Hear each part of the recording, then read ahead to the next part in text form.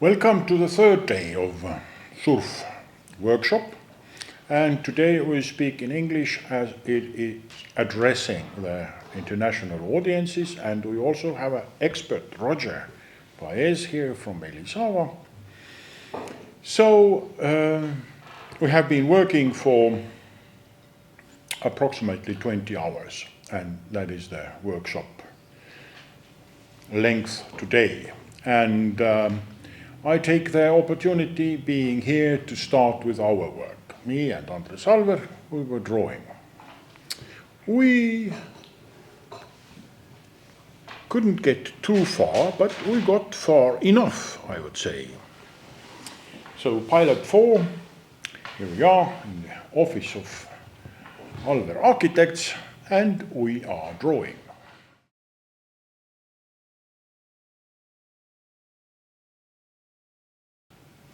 And now it's ready. This is the first drawing on top of the existing plan, where we discussed the general background of the situation and evaluated which are the heavy corners, which are soft corners, where we should go, how we should move.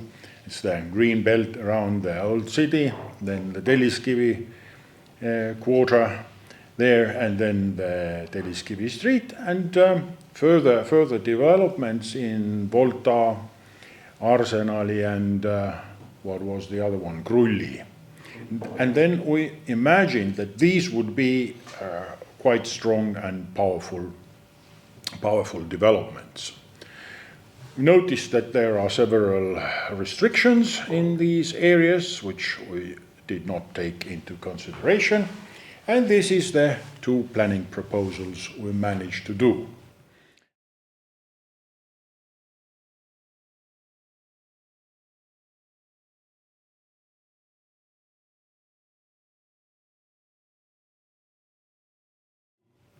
And maybe you start. You show that there is a kind of a empty space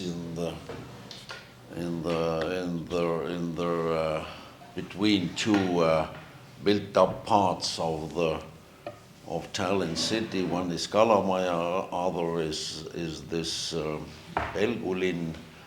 And maybe if you put the drawing number 1, what is a little bit different, let's say, I can tell what might.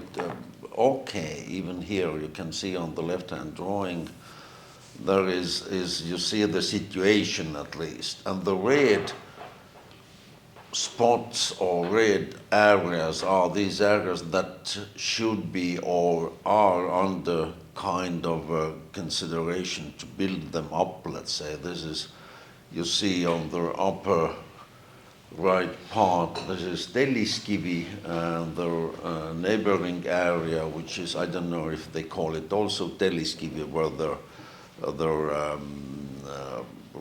railroad, Balti market is situated, let's say. And then you see this Grulli and Volta quarters here, and extension, let's say, towards the sea on left-hand side, and on the bottom there are these already, might be said, a Kopli area districts where the development surely starts. And what happens between these places, this is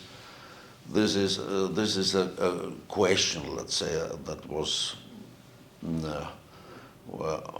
asked from us, let's say, how we can deliver, what can we do with this. And for me, it all starts still with a kind of a vision that somehow it just might or should be generated somewhere. And the big secret for architecture, it's always has seemed to me is where do you get your vision, let's say? What is generating this one? Why do you think that this kind of a structure is the right one? So therefore and where it comes from, let's say, even before the words, even before you start to philosophize or think about things deeply. So therefore, this is a major kind of a problem somehow. So therefore, and if you have it, and if it happens to be suitable, I shouldn't say right ones. Nobody knows what is a right vision. So therefore, but if you have a vision, it holds it all together, and it just can build up, let's say, these parts, what might be left intact or are just somewhere in between. And one of the visions here, at least, has been, or might still say, is that we can continue the secret lines, or whatever they are, the lines of today. There are these railroad lines, of course, but still it somehow should fit in the landscape also in this area. So therefore, how it's now, it's developed further on. It's not anymore a big interest, let's say. It depends on the program. It depends on the on very many different things that might be rising up during the years or in time, let's say. So therefore, it's not today. Maybe we shouldn't even, not to be very precise, let's say. And of course, we thought of connecting two sides of greenery on both sides of this area. This insect, insect territory or insect trail or. It's called pollinator highway. In English. Okay, thank you. Pollinating. Okay, and other is this ring green system around the old city. So therefore, you can see the pond there even. So therefore, this is, and you can combine these two things in very many different ways. So therefore, there might be different scenarios. So therefore, it's one is built it up quite heavily. Others hold yourself a little bit back, so therefore not to falsify it. And the third option is also to make it all green. So therefore, this is all quite possible. So therefore, but it should have its own character. This is something that I feel that it shouldn't be. It shouldn't be melting too eagerly in the existing system, but it might have its own character, yes, as I said. So therefore, that's all from me. So therefore, these are the drawings, and Jüri maybe can add something. Yeah, we actually were drawing separately, but then we were discussing and looking at each other's drawings. And Andres Alver, as you see, was starting in a very flamboyant way, which didn't fit into my drawing. So I had a more strict street lines going through, and then I didn't want to use green, which is so obvious for the green. So it is greenish, but it is actually the blue is different density of the park and the park habitation.